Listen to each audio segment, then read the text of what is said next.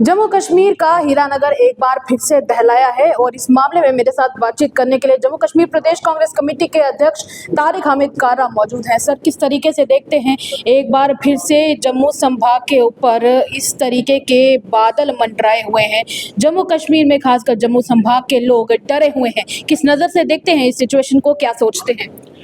देखिए, आपके साथ कई दफ़ा बात हुई और आपने देखा होगा कि for so many months now, Congress party has been warning government of India, यहाँ के LG administration भी तब, कि situation is not good in Jammu and Kashmir।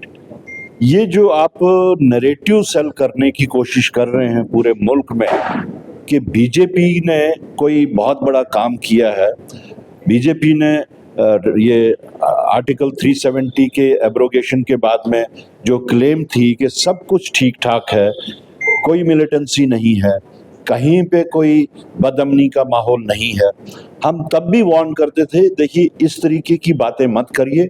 आप पार्टी इंटरेस्ट को उभारने की कोशिश कर रहे हैं नेशनल इंटरेस्ट के कॉस्ट पे।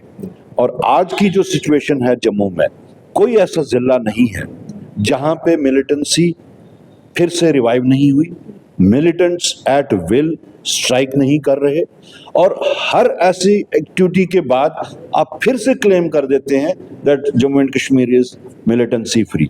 अभी 2 दिन 3 दिन पहले ही होम मिनिस्टर साहब ने बड़ी बड़ी क्लेम्स की पार्लियामेंट में about Jammu and Kashmir and peace के रेस्टोरेशन के मतलब मिलिटेंसी हैज बीन इरेडिकेटेड। तो जवाब मिल गया 2 दिन में ही। तो ये चीजें जो है वो वहां पे ईगो की पॉलिटिक्स कर रहे हैं। ईगो की पॉलिटिक्स उनसे ये करवा रही है कि वो नेशनल इंटरेस्ट के ऊपर अपना पार्टी इंटरेस्ट को सेल करने की कोशिश कर रहे हैं और पूरे मुल्क में एक नैरेटिव क्रिएट करने की कोशिश कर रहे हैं कि हमारा जो एक्शन था ये उसका नतीजा है कि हम यहाँ पे सब कुछ ठीक ठाक हो चुका है, जो कि नहीं है।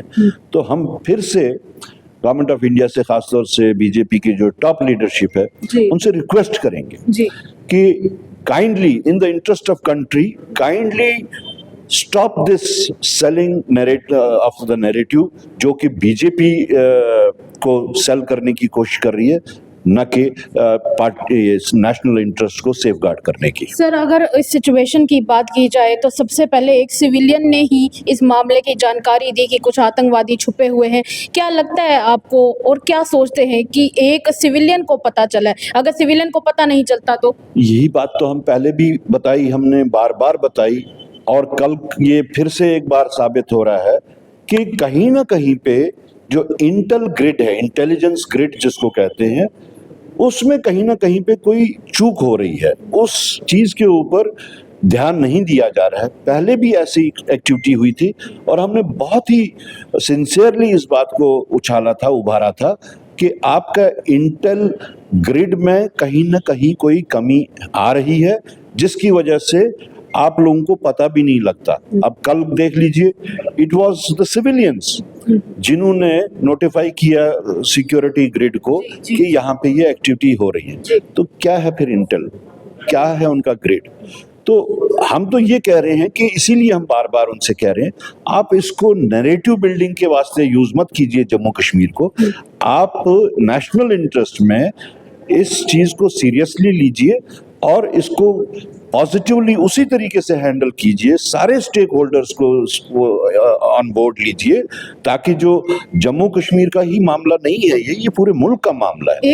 एक साइड से आपके देख लीजिए जितने भी हमसाय मुल्क हैं, किसी के साथ आपके अच्छे ताल्लुकात नहीं है। आपने तो you are inviting trouble, internally आप ट्रबल्ड हैं क्योंकि आप नैरेटिव सेल करना चाहते हैं, कुछ और हैंडल नहीं कर पा रहे हैं। दूसरी साइड से बैरूनी मुल्कों के साथ जितने भी हमसाए हैं उनके साथ में आपके ताल्लुकात ठीक नहीं है।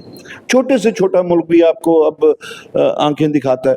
तो दूसरी साइड से आप ऐसा नैरेटिव बिल्ड कर रहे हैं की कोशिश कर रहे हैं जो कि ग्राउंड सिचुएशन से मैच नहीं खाता। सर, मीडिया रिपोर्ट्स के थ्रू एक बात और सामने आई है कि जिस लेडी ने इस मामले में जानकारी दी, इंटेलिजेंस फोर्सेस को बताया, उस लेडी ने कहा कि वो सब आतंकवादी डोगरी बोल रहे थे और वो यहाँ के लग भी नहीं रहे थे अपीयरेंस के हिसाब से।